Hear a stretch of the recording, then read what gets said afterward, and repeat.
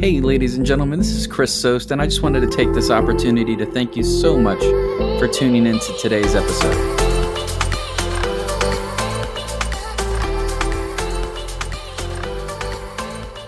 Hey, everybody, thanks for tuning in to a new episode of the Gig Economy Lounge. Today, we're going to be talking about a topic very specific to those rideshare drivers out there that have regulars or a book of clientele. I am talking particularly to the people that utilize Uber and Lyft for those rides. Now, there's obviously other options, and I would say that the other options require city or county permits, following all local, county, state, and federal transportation laws as it pertains to for-hire transportation. But talking about drivers who have regular riders who utilize Uber and Lyft for the transportation aspect, I wanted to talk about a topic that has to do with all these companies popping up all around.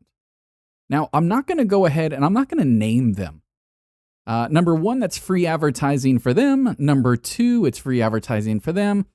And number three, none of them have been around long enough to merit giving them any airtime. So once you see them, you will know that these are the companies that I'm talking about. They're regional. Very few are actually nationwide in terms of functionality. Now, it's pretty easy to turn on an app and say it's available nationwide. It's a whole nother thing for it to actually function and for there actually to be users everywhere. So if you are a driver and you have somebody you pick up or you have multiple people that you pick up, get along. Obviously, they're the type of rider that you would like to have more often or regularly. Usually, you can either bring it up in conversation or what have you. Anyways, it always ends with you guys exchanging personal information or you just giving them yours, and you start building this consistent book of business. So you pick up John every single Monday at 4:30 in the morning and take him to the airport because you know that A, he's a good tipper, B, he's, a good tipper, or C, he's a higher platform, and D, because it's a guaranteed ride that you're going to like. Suburbs to the airport, easy, $30, $40, $50, $60, $70 ride.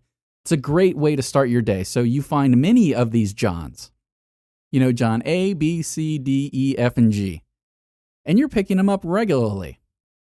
There comes an issue, and it's come up in social media, so I wanted to do a episode about it, which is, should I introduce my riders to any new platforms? It could be a TNC, it can be, it could be a whole host of things, TNC, reservation company, there's a whole bunch of companies advertising out there, riders can favorite their drivers. Like I said, I'm not going to give anybody name time, or anybody's name's airtime, but when you see these companies, you will know. And I will say that I personally am very cautious about doing this. And I personally don't do it with my clientele, and here's why. Because when you refer your clientele to another service, you introduce them to a new transportation network company, or you introduce them to something new, the first time that it doesn't work, it looks bad on you. If that company decides to go out of business or stop functioning in your market, it falls back on you. It makes you look bad because you introduced it to them. Personally, my own personal beliefs is that me and my riders, me and my clients are going to utilize the same platforms I found them on. So if I picked them up on Lyft, then we're going to continue to use Lyft. If I picked them up on Uber, we're going to continue to use Uber. There's a small asterisk next to that, which is if I pick up John one morning and he's a regular Uber user and he asks me about Lyft, I am going to give him the same spiel I give everybody when it comes to vice versa. They're the same exact companies. There's not a whole hill of beans difference, just different colors, different logos, same premise. You might be able to save a couple of bucks on one app over the other, depending on the day, time, and area you're getting picked up in. So if he shows extreme interest and he would like to switch to utilizing Lyft in the future or vice versa, then I'm totally open to that. Why? Because he brought it up, because the passenger brought it up. So it's no longer reflecting on me. I'm going to give him, the plus and minuses on both sides. I don't have a dog in the fight over Uber versus Lyft. It just doesn't matter to me. Pink versus black, it just doesn't matter.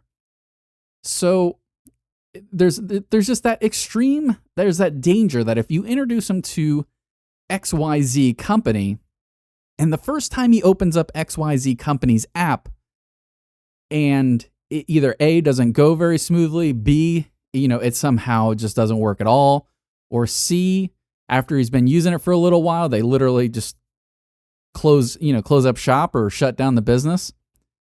It's going to reflect poorly on you as the driver. So I'm all about protecting, me, my reputation, my name, and more importantly, my clients. So, when it comes to the point to, gaining a new client, I always give them two options. I can say, hey, we can exchange personal information, but if you don't want to exchange personal information, I can send you a link to my calendar, and you can simply request me through a calendar request or a calendar update request. I will say 100% of my clients give me their, personal information, or we exchange personal information. And then some of them, less than 20%, utilize, a scheduling website called Calendly. 100% free, literally works for any industry out there that, needs to make appointments. I'm not trying to pay for anything, and it's no big deal because I'm getting their personal information anyways. So I know that this is going to work for me. I don't have to worry about XYZ company, either A, doing something on the back end that doesn't auto update apps and creates a bad user experience, or app failure or company failure. I don't have to worry about that kind of stuff. Why? Because we're utilizing the same software that they have come accustomed to, that I was introduced to them on. So to close, if you've made it this far, and maybe you don't have clientele and you've been thinking about this, I use the same system every single time I go and pick up John. Show up to John's house about 5 minutes before, he wanted to be picked up. So if he wants to be picked up at 4 a.m., I get there at 3:55 and vice versa. What I do is I remain offline. John comes out, I jump out of the car, and I greet him, as I greet every single passenger, by grabbing his luggage, seeing how his morning's going, putting his luggage in. As soon as we get in the car, I open up the either Uber or Lyft app, and I say, "Good morning, John. Would you like for me to pair us up, or would you like to do it yourself?" And, I always hold out my hand over my back, over my shoulder, signaling that if he wants, I can do the pairing, for us. What does that entail? Passenger hands me his phone with his app open. I open up my driver app. I go online on the driver app. I wait and I look at his rider app until my car pops up on the screen. I give it about a 10-second buffer. I do everything transparently to where he can see his own screen. I request the ride on the platform level, service level of his choosing, which right now is Select and Lux for all of my clients.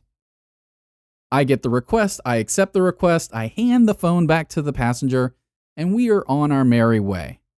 Now, I will admit that there are a handful of my clients who like to request it on their own. So what I do is I just say, "Hey, John, how's it going?" "Oh, going great." I open up the app, I go online, and I say, "Hey, John, after you see my car pop up, wait 5 seconds and then hit request." 99.9999999% of the time goes off without a hitch. That 0.0000001% of the time that it doesn't, I simply ask him to cancel, or I cancel it, and we do it again. Now, I will say that my clients are all out in the suburbs, so the likelihood of us not pairing up is about as close to 0% as possible, while accounting for a blue moon hiccup in the stars situation.